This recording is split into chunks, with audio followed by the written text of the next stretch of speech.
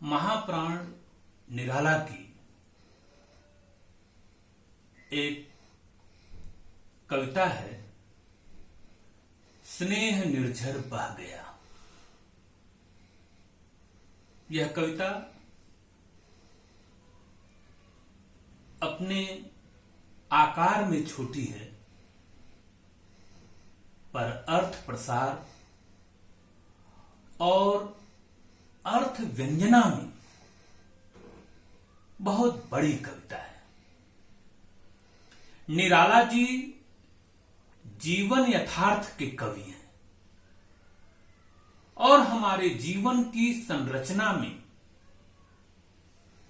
किस तरह से जीवन के पड़ाव आते हैं, इसकी ओर निराला की कविताएं संकेत करती हैं और यह संकेत शाश्वत संकेत है। उनकी कविताओं में हमारा वर्तमान, हमारी समकालीनता और हमारा पूरा जीवन यथार्थ अभिव्यक्त होते दिखता है। देखते हैं, स्नेह निर्झर बह गया, रेत ज्यों तन रह गया। आम की यह डाल जो सूखी दिखी, कह रही है अब यहां पिकिया सिखी। नहीं आते पंक्ति में वह हूं लिखी, नहीं जिसका अर्थ जीवन दह गया है। दिए हैं मैंने जगत को फूल फल, किया है अपनी प्रभा से चकित चल। पर अनस्वर था सकल पल्लवित पल, ठाठ जीवन का वही जो ढह गया है। अब नहीं आती पुलिन पर प्रियतमा, श्याम तृण पर बैठने को निरुपमा। बह रही है हृदय पर केवल अमा, मैं अलक्षित हूं यही कवि कह गया है। मैं अलक्षित हूं यही कवि कह गया है। जीवन की अवस्था है। जीवन में वे सारे चरण आते हैं जिनसे होकर मनुष्य की यात्रा गुजरती है। मनुष्य की इस यात्रा में जहां एक क्षण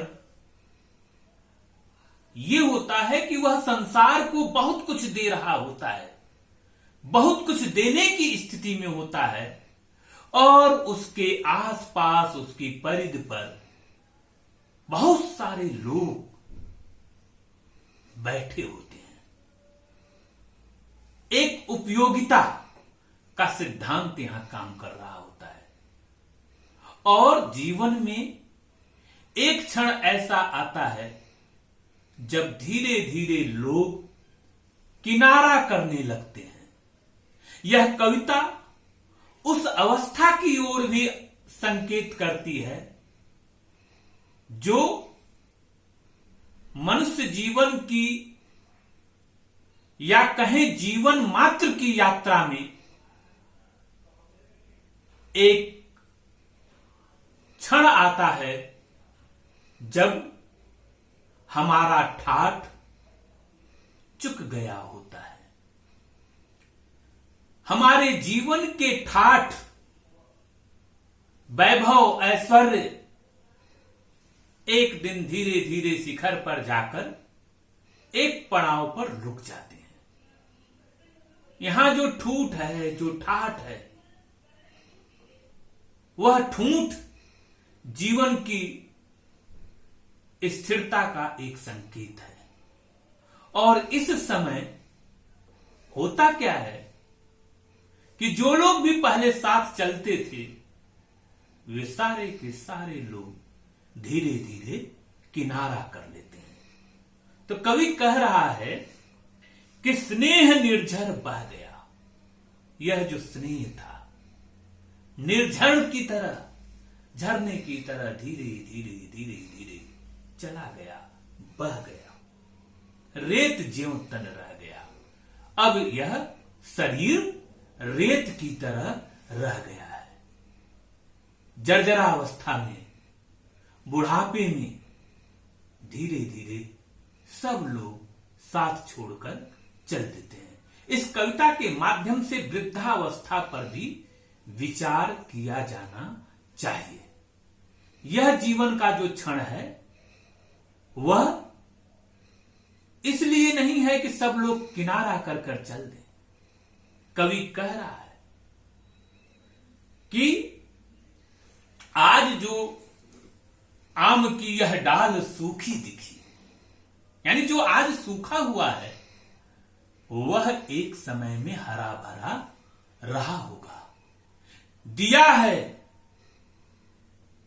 कह रही है अब यहां पिकिया सखी नहीं आते, पंक्ति मैं वह हूं नहीं लिखी, नहीं जिसका अर्थ जीवन ढह गया। वह पंक्ति नहीं हूं जिसके जीवन का कोई अर्थ नहीं। मैंने भी बहुत कुछ संसार को दिया है, दिए हैं मैंने जगत को फूल फल। मैंने संसार को फूल फल दिया है। आम की यह जो डाल आज सूखी दिख रही है, यह आज सूखी है।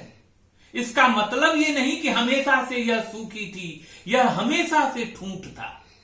नहीं, इसके पहले यह हरा भरा था, संसार को अपनी प्रतिभा से चकित कर रहा था। यही अवस्था मनुष्य जीवन की भी होती है। एक समय वह सृजन में होता है, युवावस्था में होता है, ऊर्जा से भरा हुआ होता है और बहुत कुछ संसार को देने की स्थिति में होता है। तब सारा संसार उसके आसपास मंडराता है। और आज जब जीवन का एक उत्तर काल आ जाता है, वृद्धावस्था आ जाती है, तो लोग धीरे धीरे उस वृद्ध से किनारा कसने लगते हैं।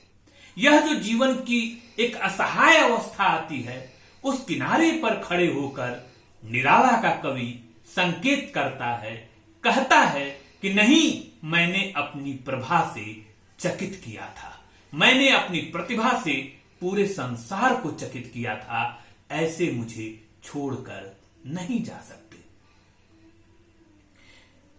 पर अनस्वर था, कोई भी चीज टिकी नहीं रहती।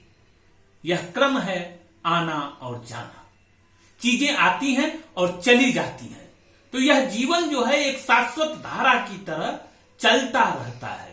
तो निराला जी संकेत करते हैं कि दिए हैं मैंने जगत को फूल फल, किया है अपनी प्रतिभा से चकित चल, पर अनस्वर था सकल पल्लवित पल। ठाठ जीवन का वही जो ढह गया। ठाठ था जीवन का, पर वह अब ढह गया, अब वह गिर गया, अब वह ध्वस्त हो गया। अब नहीं आती पुलिन पर प्रियतमा। अब हमारे किनारे वह रागात्मक संसार, वह प्रिय संसार अब नहीं आता। इसका मतलब ये नहीं कि हमारे जीवन में हमेशा से ठूंठ था। हमारा जीवन भी हरा भरा राग रंजित था। श्याम तृण पर बैठने को निरुपमा, बह रही हृदय पर केवल अमा। अब आज क्या है? आज चारों तरफ अमावस की रात की तरह अंधियारा छाया हुआ है। मैं अलक्षित हूं, यही कवि कह गया।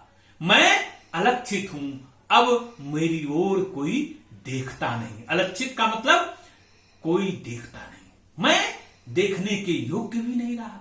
यह जीवन का एक क्षण आता है जब लोग इस तरह से छोड़कर धीरे धीरे चल देते हैं। उस समय कवि कहता है कि मैं अलक्षित रह गया। यह अलक्षित रह जाना, यह जीवन को ठीक से न समझने के कारण है, क्योंकि यह वही व्यक्ति है जिसने संसार को सब कुछ दिया है। तो जीवन को समझने के लिए हमें बार बार कविता, बाहरी दुनिया के सच और समय के सच को देखने के लिए अपने आसपास के बीहड़ संसार में झांकना पड़ता है।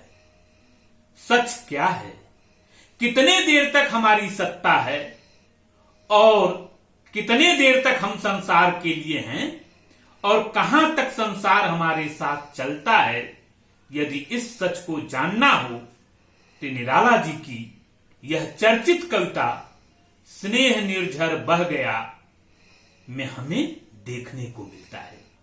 जिस तरह से निर्झरणी जब तक चलती है सब उसके साथ रहते हैं, सब उसके तट पर रहते हैं, सबके लिए खेलने कूदने का अवसर होता है। पर काल चक्र में एक क्षण ऐसा भी आता है जब स्रोत सूख जाता है और आसपास कोई नहीं होता। सूना तट, निर्झर, शांत और अकेला, यहां जो अब तक बस्ती थी, लोगों का रेला लगा रहता था, अब कोई नहीं, सबने छोड़ दिया। यह यथार्थ दृश्य प्रकृति में, संसार में बार बार समय समय पर देखने को मिलता है कि जहां एक समय में मेला लगा होता है, वहीं समय के परिस्थितियों के बदल जाने के बाद सब कुछ बदल जाता है। यह अवस्था जीवन के, संसार की गति में हर जगह देखने को मिलती है। सत्ता जिस तरह की हो, चाहे मानवीय अस्तित्व या प्राकृतिक अस्तित्व, जब तक होती है तब तक आसपास एक समूह मंडराता रहता है, लेकिन जब वह सत्ता चमक दमक चली जाती तो वही दल सबसे पहले भाग जाता, साथ जोड़ देता। इस तरह साथ छोड़ने के बाद जो असहाय और असहज स्थिति होती है, जिस तरह का अकेलापन बनता है, वह खटकने लगता है। इसी असह अवस्था का चित्र, यथार्थ चित्र, यह कविता खींचती है। कविता में कहा गया है कि स्नेह निर्झर बह गया है, रेत सा ज्यों तन रह गया। यह रेत जैसा तन का हो जाना एक तरह का निरर्थकता बोध जैसा है। जिस तरह हाथ में, मुट्ठी में कितने देर रेत को संभाल कर रख सकते हैं, ठीक उसी तरह सब कुछ झड़ जाता है। एक तरह का खालीपन आ जाता है। कवि एक बिंब रचता है। आम की यह डाल जो सूखी दिखी, कह रही है अब यहां पिकिया सिकी। नहीं आते, सूखी डाल की तरह जीवन का हाल है। एक समय के बाद इस किनारे पर कोई नहीं आता। इसका मतलब यह नहीं कि हमने कुछ नहीं किया या किसी के काम नहीं आए। यह तो बस एक सामाजिक विडंबना है कि आज किसी के काम नहीं आ रहे हैं तो सबने साथ छोड़ दिया, सब दूर खड़े हो गए, जीवन खत्म होने जैसा मान रहे हैं या जीवन दह गया। अरे मैंने संसार को क्या कुछ नहीं दिया है। दिए हैं मैंने जगत को फूल फल, किया है अपनी प्रभा से चकित चल, पर सब अनस्वर था ठाठ जीवन का वही जो डह गया। अब जब संसार को देने के लिए हमारे पास कुछ नहीं बचा तो कोई नहीं आता, सब दूर से किनारा कसते हुए निकल जाते हैं।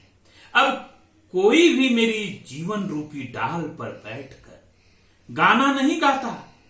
सब छोड़कर चले गए प्रकृति में ठूंठ पर, सूने तट पर, जहां इस तरह के दृश्य दिखाई देते हैं, वहीं पर संसार में, जीवन में यह दृश्य आम है।